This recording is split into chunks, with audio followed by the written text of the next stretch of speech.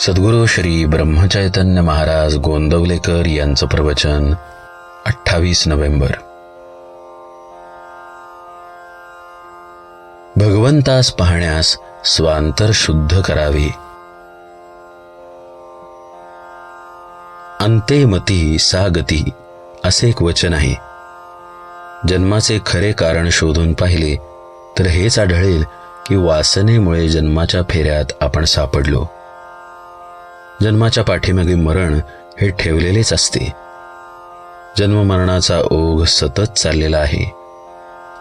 वासना आधी का जन्म आधी या वादात पडणे म्हणजे बीज आधी का झाड आधी यासारख्या जगाच्या अंतापर्यंत कधी न सुटणाऱ्या प्रश्नाबद्दल काथ्याकूट करणे होय. आपल्याला नडते कुठे ते पाहावे. विषयातच आम्ही गुंतून राहतो ते सोडावे. असत्यातूनच सत्य कसे जाणता येईल ते पाहावे. इथून कुणीतरी गेले असे सावलीवरून आपण म्हणतो, त्याप्रमाणे ही जगतरूप सावलीच आहे.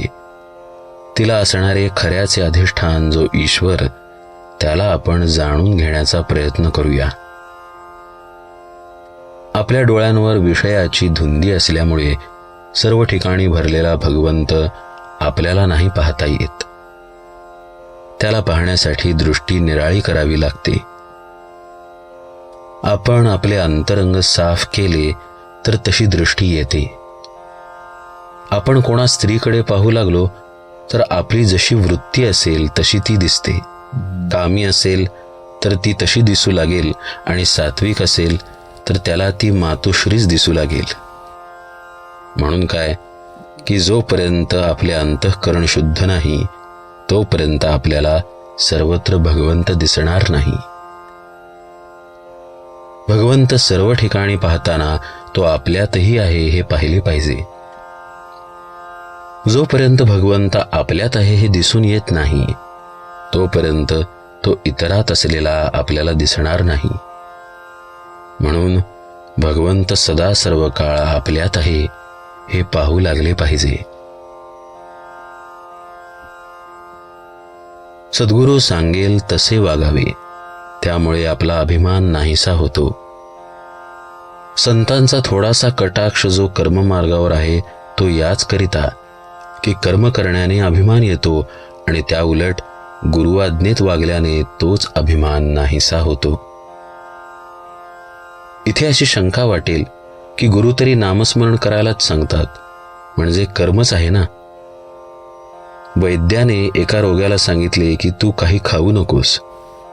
त्याला वैद्याने औषधाच्या 3 पुड्या दिल्या आणि त्या 3 वेळा घे म्हणून सांगितले. त्यावर तो रोगी म्हणाला, तुम्ही काही खाऊ नको म्हणता आणि या पुड्या घ्या म्हणून सांगता, हे कसे?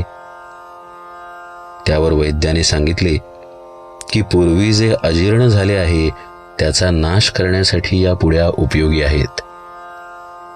त्याप्रमाणे गुरु आपल्याला नामस्मरण करायला सांगतात ते पूर्वीचा विषयाचा अनुभव नष्ट करण्यासाठी.